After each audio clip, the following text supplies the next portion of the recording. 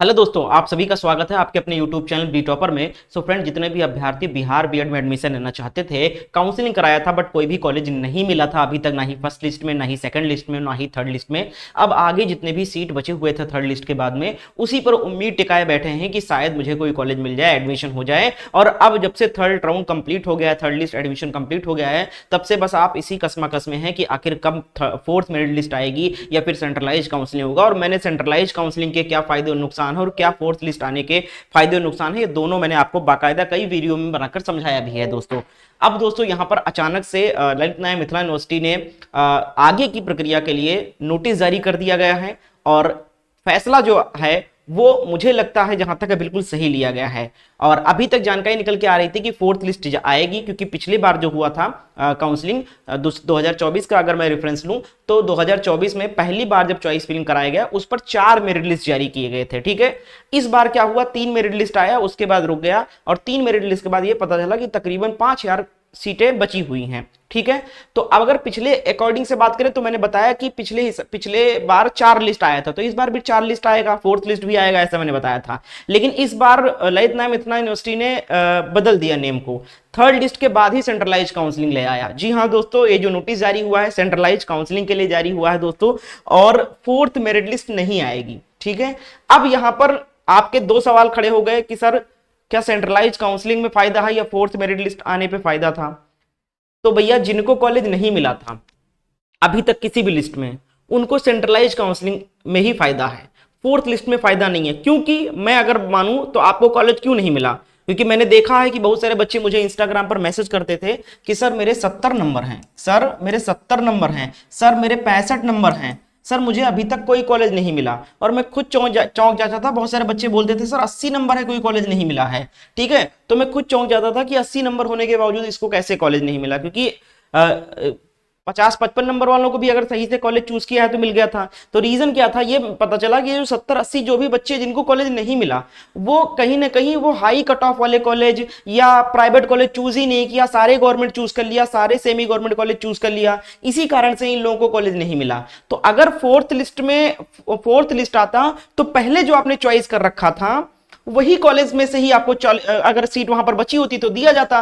तो ऐसे अभ्यर्थी जिन्होंने गलत कॉलेज का चुनाव कर लिया था, ठीक है, सारे गवर्नमेंट कॉलेज का चुनाव कर लिया था या सारे सेमी गवर्नमेंट कॉलेज का चुनाव कर लिया था, उनको तो फिर से फोर्थ लिस्ट में कॉलेज ना अलॉट किया जाता ना, सीट खाली होने के बावजूद भी नहीं मिलता। क्योंकि भैया नियम यह है कि जो बच्चा कॉलेज प्रेफरेंस में डाला रहेगा उसी में से ही तो कॉलेज अलॉट कर सकता है, और नहीं डाला है तो नहीं करेगा।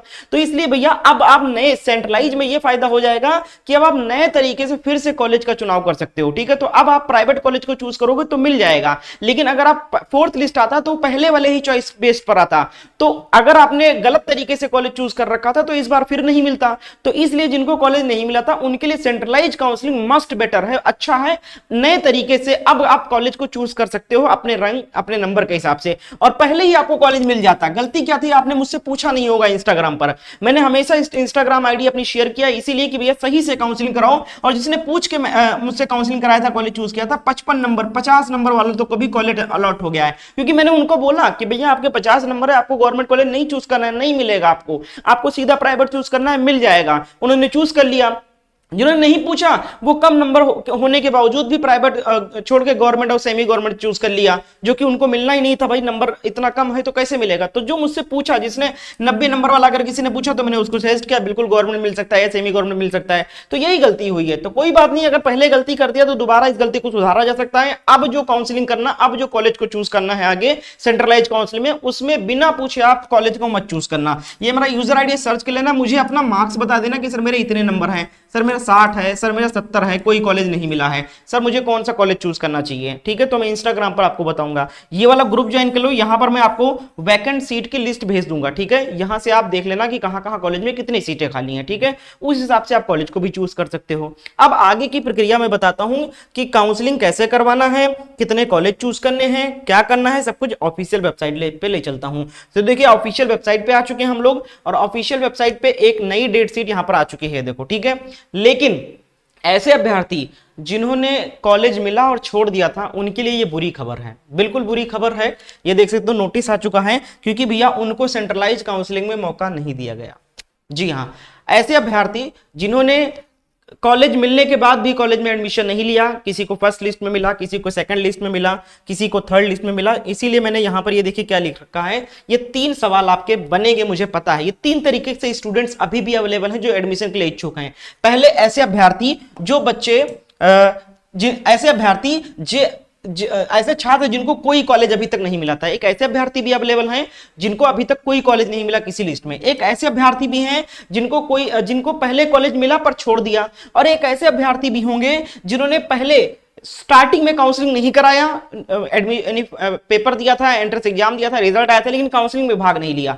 तो ऐसे 3 तरीके के छात्र हैं। आप इनमें से कौन से छात्र हो ये हमें कमेंट करके बताना। क्या आपको पहले कोई भी कॉलेज नहीं मिला है, या फिर आपको कोई पहले कॉलेज मिला था छोड़ दिया था, और ऐसे छात्र हैं, या फिर ऐसे छात्र हैं जिन्होंने अभी तक काउंसलिंग ही नहीं कराया था। ठीक है, तो ये 3 प्रकार के छात्र हैं। अब इन तीनों को मौका मिलेगा इसमें, या फिर किसी एक को नहीं मिलेगा, ये चीजें भी आपको क्लियर बताने वाला हूं नोटिस के माध्यम से। ठीक है, तो आइए नोटिस में आपको पढ़ के दिखाता हूं। ठीक है, बाकी की प्रक्रिया भी मैं आपको समझा दूंगा। तो यहां पर देख सकते हो ये डेट शीट है। ठीक है, डेट क्या आई है आज दोस्तों, डिस्प्ले हुआ है पोर्टल पर 22 तारीख को। ठीक है, अब देखो सेंट्रलाइज काउंसिल में क्या होगा, रीसफल, यानी कि फिर से रीसफल कर दो आप अपने कॉलेज प्रेफरेंस को।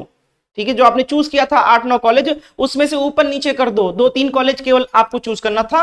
तो करना क्या था, पिछली बार क्या था, 3 कॉलेज का मौका दिया था चूज करने को। शायद पिछली बार ज्यादा कॉलेज बचे हुए थे, सीट बचे हुए थे, लेकिन इस बार क्या किया गया है, 2 कॉलेज ही चूज करने का मौका दिया गया। तो यहां पर क्या कहा गया है कि फिर से preference of college on portal by log in credential maximum 2 college में be selected with given preference. ठीक है, यानी जो आपने प्रेफरेंस दिया था उसमें से, यानी जो कॉलेज बचे हुए हैं, अभी सीटें बची, उसमें से कोई 2 कॉलेज आप चूज कर सकते हो अब। ठीक है, कितनी तारीख से, कल से 23 तारीख से लेकर 25 अगस्त तक। ठीक है, अब कौन कौन ये चूज कर सकता है ये अभी आगे बताने वाला हूं। ठीक है, देखो फिर उसके बाद में ऐसे अभ्यर्थी जो अनरिजर्व्ड अनरजिस्टर्ड है, यानी अभी तक रजिस्ट्रेशन नहीं कराया था, यानी फर्स्ट टाइम वाले में रजिस्ट्रेशन कराकर चॉइस फिल नहीं किया था, तो ऐसे कैंडिडेट भी पेमेंट करके रजिस्ट्रेशन का पेमेंट उनको करना पड़ेगा। लेकिन ऐसे अभ्यर्थी जिन्होंने पहले काउंसलिंग कराया था, चॉइस फिल किया था, नहीं मिला था, उनको रजिस्ट्रेशन फीस नहीं देना पड़ेगा। ठीक है, लेकिन ऐसे अभ्यर्थी जिन्होंने काउंसलिंग नहीं कराया था शुरू में, वो रजिस्ट्रेशन का फीस पेमेंट करके वो भी कॉलेज को चूज कर सकते हैं। सिर्फ 2 कॉलेज 23 तारीख से 25 तारीख तक ये भी कर सकते हैं। तो यानी ये 2 सवाल के जवाब तो आपको मिल गए हैं। यहां पर ये जो 2 सवाल हैं कि ऐसे छात्र जिनको कोई कॉलेज नहीं मिला, ये भी कर सकते हैं, कल 23 तारीख से लेकर 25 तारीख तक 2 कॉलेज को चूज कर सकते हैं। ठीक है, और ऐसे छात्र जिनको पहले कॉलेज मिला था या नहीं पर छोड़ दिया, इन पर अभी संशय है, आगे नोटिस में क्लियर हो जाएगा। और एक ये क्लियर हो गया, ये तो भैया एलिजिबल है, ये बिल्कुल कॉलेज को चूज कर सकते हैं। और ऐसे छात्र जिन्होंने पहले काउंसलिंग में भाग नहीं लिया था, वो भी रजिस्ट्रेशन फीस देकर फिर से कॉलेज 2 चूज कर सकते हैं। अब बचा ऐसे छात्र जिनको पहले कॉलेज मिला था पर छोड़ दिया, उनका क्या होगा, ये नोटिस में पढ़ के आगे देखते हैं। ठीक है, अब यहां पर देखो, जब 23 से 25 तारीख तक आप कॉलेज को चूज कर लोगे 2 कॉलेज, तो उसके बाद में 27 अगस्त को यहां पर आपका कॉलेज अलॉटमेंट रिजल्ट आएगा। ठीक है, क्या आएगा, कॉलेज अलॉटमेंट रिजल्ट आएगा।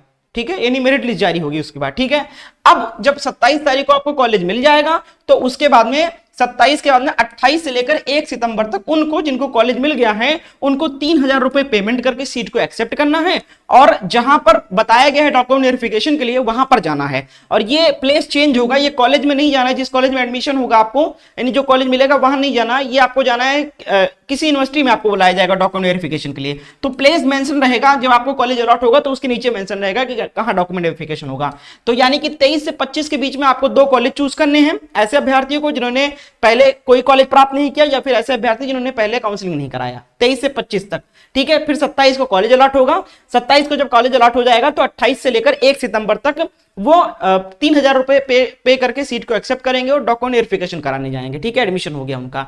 फिर उसके बाद में दूसरा एक लिस्ट आएगा, ये जब हो जाएगा तो फिर दूसरा आएगा display of allotted college department और portal by login if seat remain vacant, यानी कि अगर इसके बाद भी सीट बच जाती है तो एक और लिस्ट जारी की जाएगी सेंट्रलाइज काउंसलिंग की, और वो इसी आधार पे, इसी चॉइस पे आधार पे जारी किया जाएगा। 2 कॉलेज जो चूज किया है उसमें से फिर एक लिस्ट आएगी। ठीक है, कट ऑफ डाउन करके, तो वो आएगा 2 सितंबर को, और उसके बाद में फिर 3, 4, 5 इस तरीके से वहां पर एडमिशन हो जाएगा। अब दोस्तों इसी के आगे अगर हम बढ़ेंगे, तो ये सबसे पहले मैं क्लियर कर दूं कि जिनको कॉलेज मिल गया था उनका क्या होगा। ठीक है, तो यहां पर अगर आप देखोगे, ये देखो 7 नंबर पॉइंट पे, those candidate who were allotted college department in earlier rounds, यानी पहले वाले राउंड्स में जिनको कॉलेज अलॉट कर दिया गया था, of counselling are not eligible to participate in this round of counselling. जी हाँ दोस्तों, ऐसे अभ्यर्थी जिनको पहले कॉलेज मिल गया था किसी भी राउंड में, वो इस सेंट्रलाइज काउंसलिंग में हिस्सा नहीं ले सकते हैं।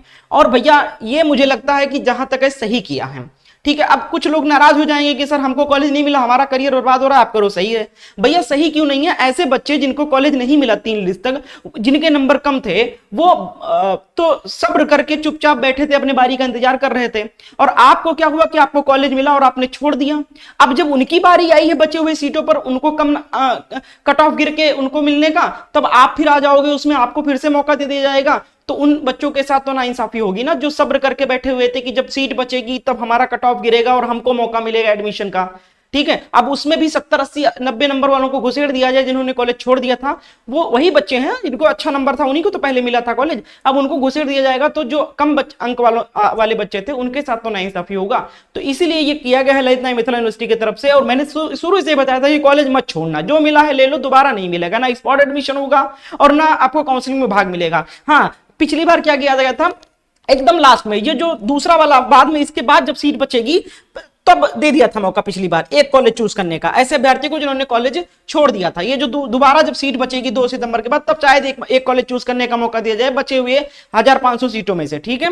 तो ये बात की बात है, लेकिन अभी आपको मौका नहीं मिलेगा। ये चीजें बता दिया मैंने, क्लियर कर दिया आपको। तो उम्मीद करते हैं ये सारे डाउट हो गए क्लियर। ये भैया ऐसे अभ्यर्थी को मौका नहीं मिलेगा जिन्होंने कॉलेज मिला पर छोड़ दिया। ऐसे अभ्यर्थी इसमें भाग ले सकते हैं जिनको कोई कॉलेज नहीं मिला या जिन्होंने पहले काउंसलिंग नहीं कराया था। क्लियर हो गया है। अब दोस्तों अभी निराश नहीं होना है। अगर आपको एडमिशन लेना है, कॉलेज छोड़ दिया है, एडमिशन नहीं हो पाया है, कोई कॉलेज नहीं मिला है, तो आपको भैया हरियाणा में ले लेना चाहिए एडमिशन। यूजीसी एनसीटी से अप्रूव्ड है और डायरेक्ट एडमिशन होता है बिना किसी एंट्रेंस एग्जाम के। सारी फैसिलिटीज दी जाती है, अटेंडिंग नॉन अटेंडिंग कॉलेज भी है, इजी फीस इंस्टॉलमेंट भी यहाँ पर है। और अधिक जानकारी के लिए इस नंबर पे आप कॉल करके पूछ सकते हो सर कितना फीस लेगा, क्या प्रोसेस है, कौन सा कॉलेज है, और 100% एनसीटी अप्रूव्ड कॉलेज रहेगा, ठीक है। तो अगर नहीं मिला है कॉलेज, छोड़ दिया, गलती हो गया, कम नंबर आए, फॉर्म नहीं भरे, जो भी रीजन है, एडमिशन लेना चाहते हो इस सत्र में तो और बिहार में नहीं हो रहा है, तो आप हरियाणा में ले सकते हो, बिल्कुल जेन्युइन है। इस नंबर पे कॉल करके अधिक जानकारी ले सकते हो। तो मैंने सारी चीजें बता दिया है। तो अब जो 2 कॉलेज चूज करना है आपको, वो पूछ के करना भैया। आपके नंबर के हिसाब से मैं बता दूंगा कि कौन सा आपको लेना है, ठीक है। तो जिन्होंने गलत कॉलेज चूज कर लिया था उन्हीं को ही नहीं मिला है कॉलेज इस बार, और इस बार अच्छे से चूज करना तो मिल जाएगा। तो इस आईडी पर मुझे मैसेज करके अपना पूछ सकते हो, और ये वाला ग्रुप ज्वाइन करना तो मैं आपको वैकेंट सीट लिस्ट दे दूंगा, ठीक है। बहुत बहुत शुक्रिया वीडियो को अंत तक देखने के लिए।